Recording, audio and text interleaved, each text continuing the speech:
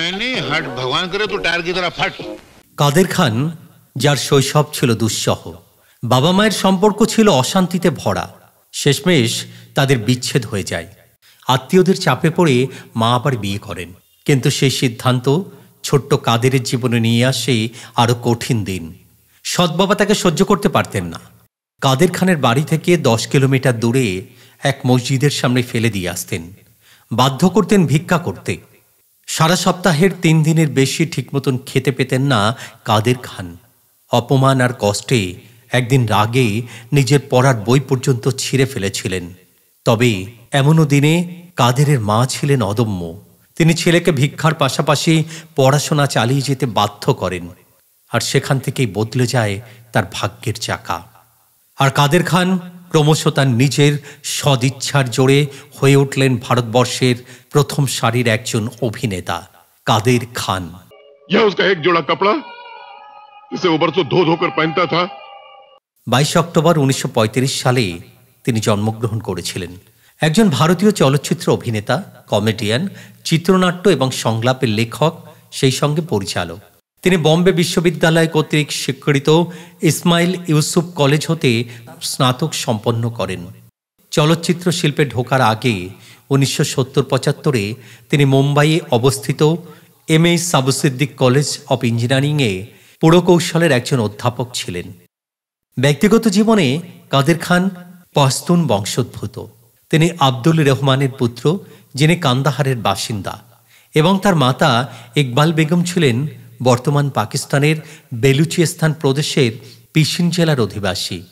তার 3 ভাই শামসুর রহমান, ফজল রহমান এবং হাবিবুর রহমান। তারা সবাই কাদের খানের জন্মের পূর্বেই মারা গিয়েছিলেন। 1 বছর বয়সে তার পরিবার বম্বে স্থানান্তরিত হয়। তারা কামাথিপুরা, বম্বের সবথেকে অপরাধপ্রবণ একটি অঞ্চলে বসবাস শুরু করেন। তিনি প্রথমে একটি স্থানীয় মিউনিসিপ্যাল স্কুলে, পরবর্তীতে ইসমাইল ইউসুফ কলেজে অধ্যাপনা করেন। এরপর তিনি ভারত থেকে পুরকৌশলের উপর masters diploma in engineering MIE সম্পন্ন করেন। 1970 থেকে 1975-এর মাঝামাঝি সময়ে তিনি বাইচুল্লায় অবস্থিত একটি MH সাবুসিদ্দিক কলেজ অব ইঞ্জিনিয়ারিংয়ের পুরকৌশলের শিক্ষক হিসাবে দায়িত্ব পালন করেন। কলেজের বার্ষিক অনুষ্ঠানে তিনি একটি নাটকে অভিনয় করেন, যা উপস্থিত সকলের প্রশংসা অর্জন করে। कमाल इंसान है यार, 20 आदमियों के दांत अकेले तोड़ सकता है, एक लड़की से बात नहीं कर सकता है। দিলীপ কুমার এই অভিনয় সম্পর্কে জানতে পারেন। কাদের খান তার জন্য বিশেষ আয়োজনের ব্যবস্থা করেন এবং তাকে নাটকে অভিনয় করে দেখান। দিলীপ কুমার তার অভিনয়ে সন্তুষ্ট হয় এবং তার সাথে পরবর্তী 2টি সিনেমায় কাজ করার জন্য চুক্তিবদ্ধ হয়। ছবি দুটি হলো সাগিনা মাহাতো, অন্যটি হলো বাইরাগ। हमने सुना है कि आप हमारे गांव में शिकार खेलने के लिए तशरीफ लाए हैं। কাদের খান মুম্বাইতে বসবাস করতেন, home of Hindi film industry. তার পরিবার, যারা কানাডা এবং হল্যান্ডে বাস করেন। তার 3 ছেলে, সফররাজ খান, শানওয়াজ খান এবং তৃতীয় ছেলে কানাডায় বাস করে। তার ছেলে সফররাজ বহু সিনেমায় অভিনয় করেছেন। এটা জানা যায় যে কাদের খানও পরবর্তীকালে কানাডার নাগরিকত্ব নেন। কর্মজীবনে কাদের খান 1970 সাল থেকে একবিংশ শতাব্দী পর্যন্ত 450-টিরও বেশি হিন্দি, উর্দু সিনেমায় অভিনয় করেছেন। एक चूहा तो यहाँ पकड़ा गया, 2 चूहे हुआ हैं, अब जाके उनको पकड़ते हैं। 250-টিরও বেশি ভারতীয় সিনেমার সংলাপ লিখেছেন। মনমোহন দেশাই 1974 সালে রোটি সিনেমার সংলাপ লেখার জন্য 1,21,000 রুপি তাকে দিয়েছিলেন। তিনি জিতেন্দ্র, ফিরোজ খান, অমিতাভ বচ্চন, গোবিন্দা, ডেভিড ধাওয়ানের মতন জনপ্রিয় অভিনেতাদের সঙ্গে কাজ করেছেন। তিনি শক্তি কাপুর এবং জনি লিভারের মতন কমেডিয়ানের সাথে কাঁধে কাঁধ মিলিয়ে কাজ করেছেন।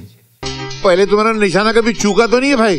তিনি সিনেমায় বাবা, চাচা, মামা, ভাই, খলনায়ক অথবা খলনায়কের সহকারী, অতিথি শিল্পী এবং কমেডিয়ানের বহু চরিত্র সহ অভিনেতা হিসাবে অভিনয় করেছেন এবং ভারতীয়দের মনে দাগ কেটে গেছেন।